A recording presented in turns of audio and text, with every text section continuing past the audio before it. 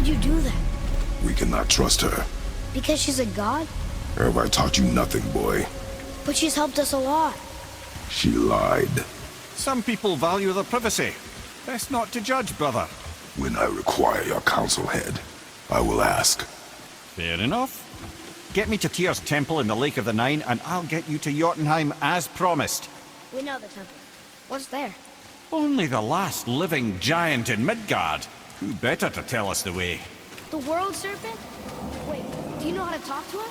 Indeed. He speaks an obscure tongue more ancient even than these mountains. None are left in Midgard who speak it. Except, of course, for me. You do? It's true. You wouldn't know it to look at him, but Jormungandr is a sparkling conversationalist.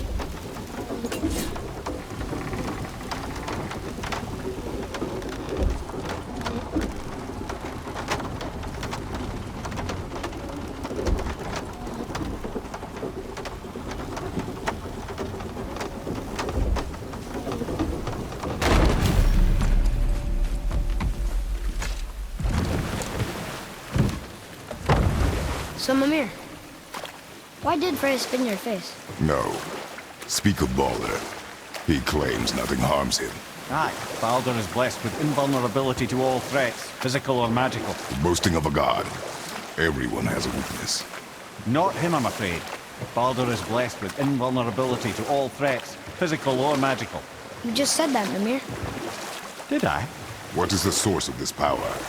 Well, as I recall, it involved, a spell? Mimir? Parts of my brain must still be coming back to life. Just need a moment to finish waking up. Hope he's not broken.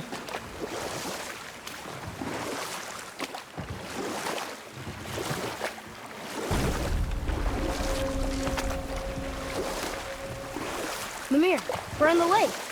Perfect. Dock us near the bridge.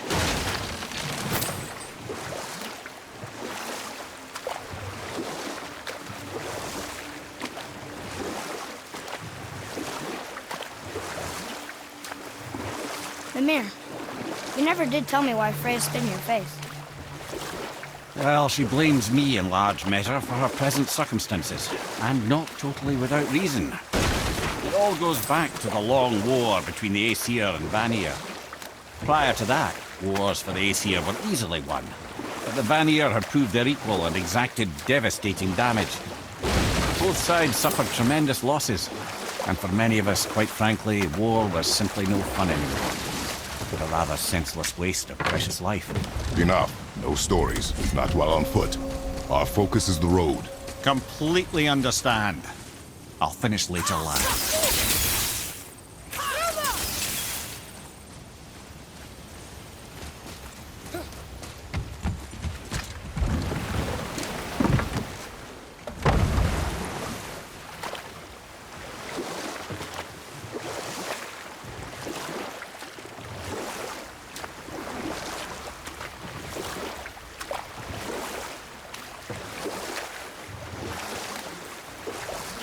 Mimir, you were in the middle of a story before. What were you saying about the Long War?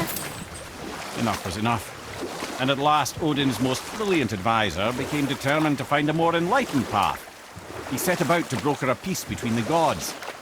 It took some convincing, but ultimately Odin was persuaded to marry his deadliest enemy, a certain Vanir goddess, legendary not only for her fertile beauty, but her genius at the very Vanir magic that Odin had long aspired to master. Freya married Odin? What was in it for her? It was a sacrifice to protect her people, a selfless act of love. Truly, she deserves better than she got. But of course, there's more to that story.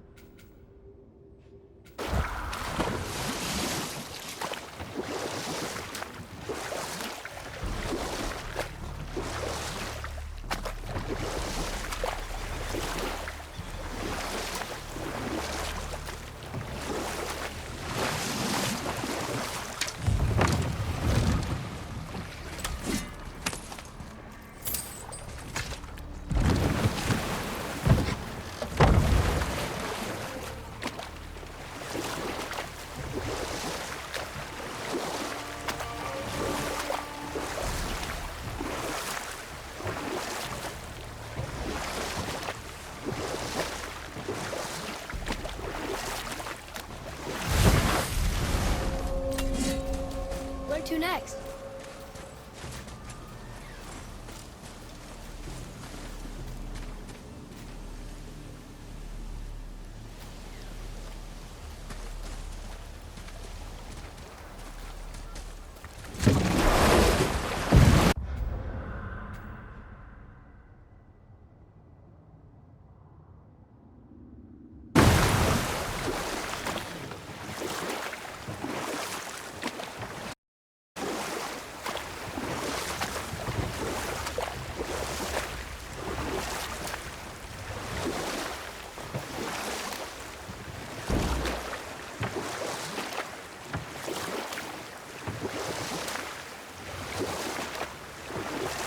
I can't believe Odin and Freya were ever married. Love and hate are more closely intertwined than you might imagine. For instance, Odin hates the giants and they him. But Thor's own mother was the giantess Fjorgun, one of Odin's great loves. So Thor's half god and half giant? Weird. Once Fjorgun was gone, lonely ages passed. And as war with the Vanir raged, I could see what he really wanted beneath his bluster. And after no small amount of convincing, Freya agreed. For a while there, he really turned on the charm. He seemed happy. He seemed interested in making her happy. He granted her so many wishes I can scarcely recall them all. The peace held, and I truly believed all had worked out better than I could have planned. But Odin's true face showed itself again in the end. He won Freya's trust, and she taught him some of her Vanir magic, another choice she would live to bitterly regret. Sadly, despite his wise counselors' best efforts to persuade him that peace was the only true path to stave off Ragnarok, Odin never let go of his obsession with Jotunheim. A taste of Vanir magic led him to new forms of experimentation and new levels of depravity.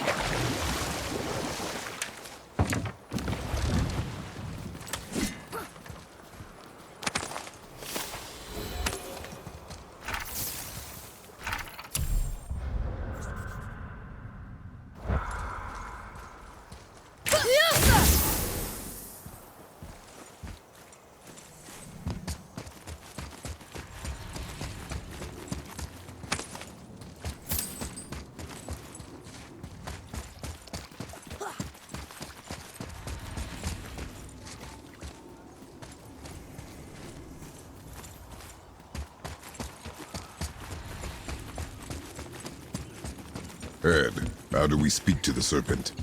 There's a horn on a platform at the middle point of the bridge. Take me to it. Finally, that horn!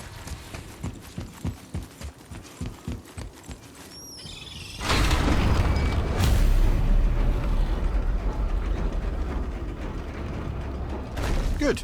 Now put my lips to the horn.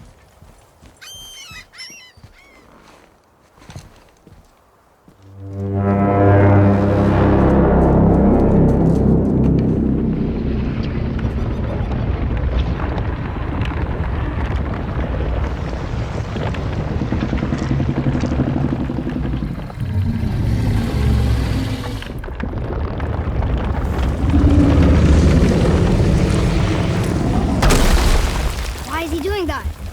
Odin had that statue made in honor of Thor. And seeing as the world serpent absolutely abhors the fat dauber, he was probably sick of looking at it. But doesn't that hurt? Well, he and Thor have a bit of an unpleasant history between them. Or they will, anyway. So I guess waking up to see it was worse than the thought of lumps of solid stone passing through his gullet. You want me to ask him? No. Our only concern is Jotunheim.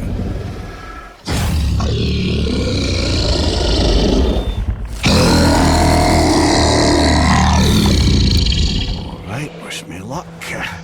Oh, ha ha ha. You envy me.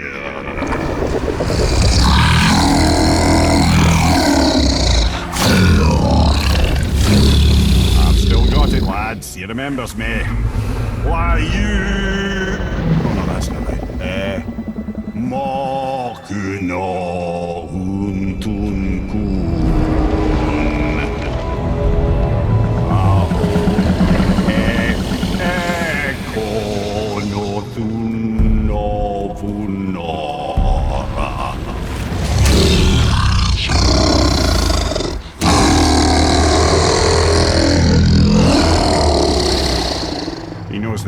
loss. He'll help you.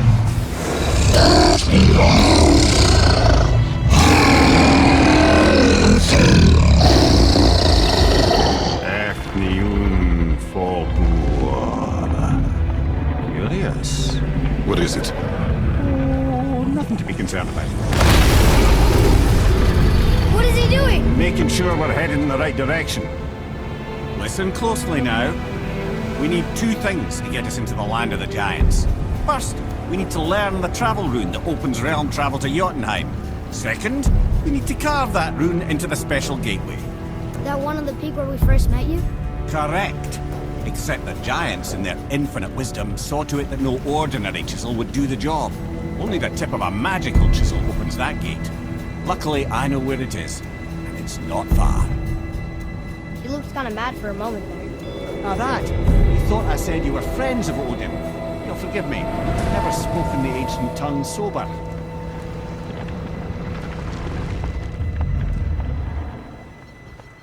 Wait, look! The water's dropped even further. You can see more of the realm towers and statues. I even see new places to explore along the shore. Where is this chisel? Find me a boat, and we'll go from there.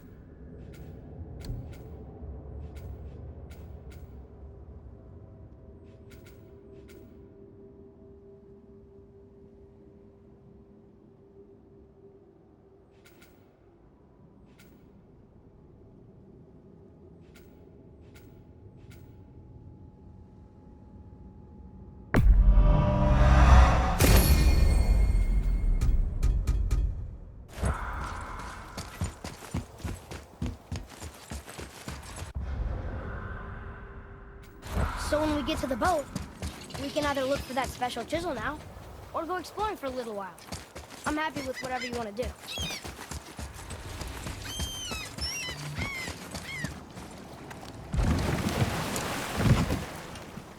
Which way to the chisel?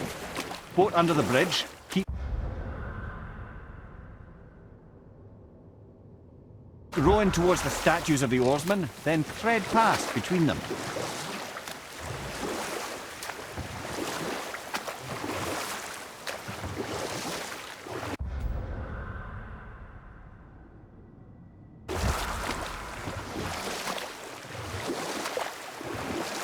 Okay. Obviously the marriage to Odin didn't last. But how did Frey end up a hermit in the woods? Oh, that was a singular piece of cruelty, even for Odin. As if the marriage wasn't punishment enough. Freya was better to him than he deserved. She stuck it out through all manner of indignity, all in the name of maintaining peace and safety for her people. And we'll pick this up later. Look here. Sir! Right there! Ah, what awful pest!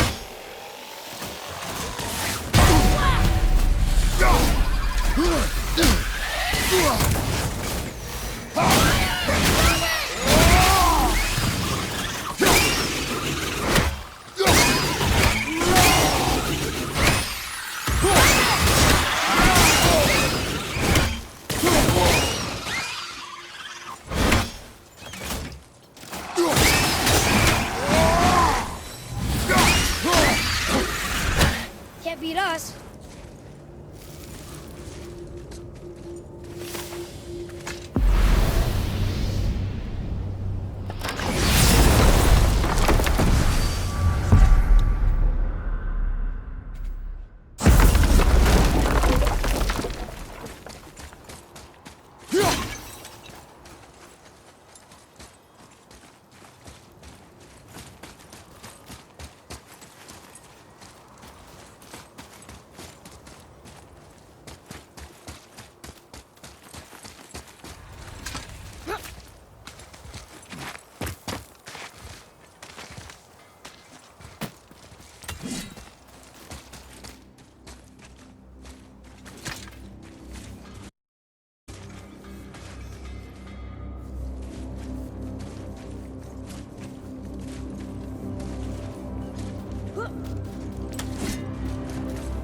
I have a favor to ask. Just a small favor, really. Do you remember the dagger you gave me? The dagger stabbed into the Reaver's back? His own son killed him? Yeah, I haven't forgotten that one.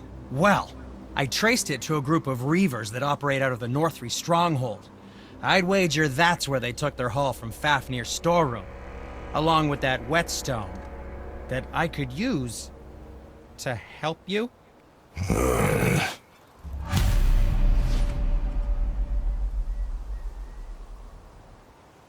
Another treasure hunt? Where shall we begin? Pointless. Well, not if Sindri really can make us better equipment with that whetstone. Plus, the Reaver's son. He murdered his father.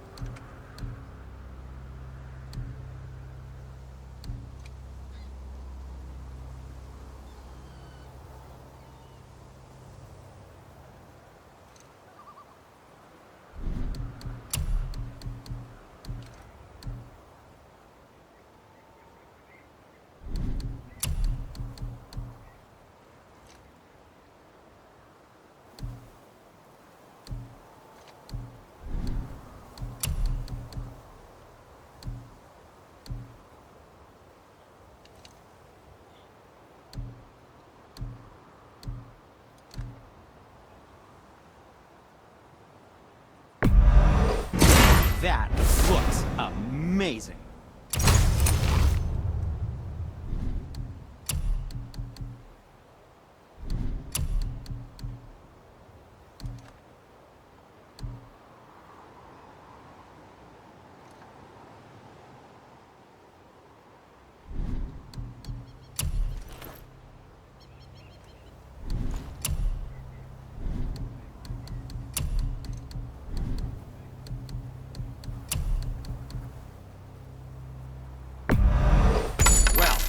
That's something.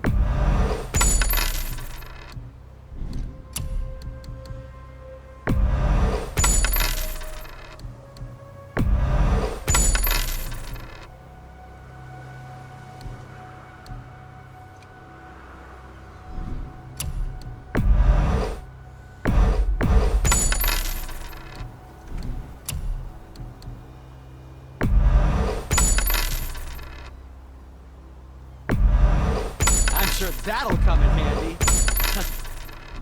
Get it? Oh, what more do you need?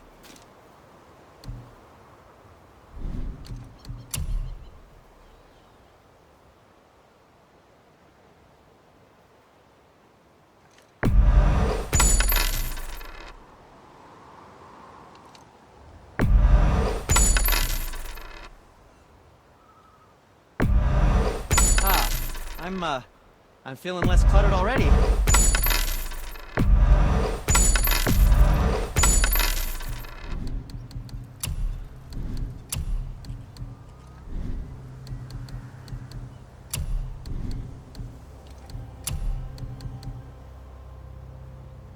Clarity, good health.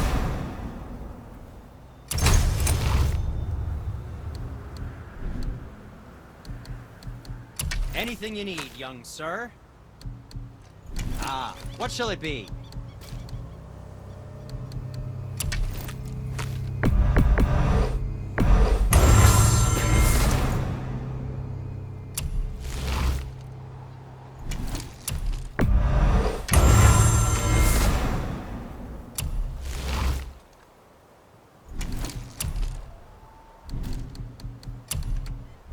What else was there?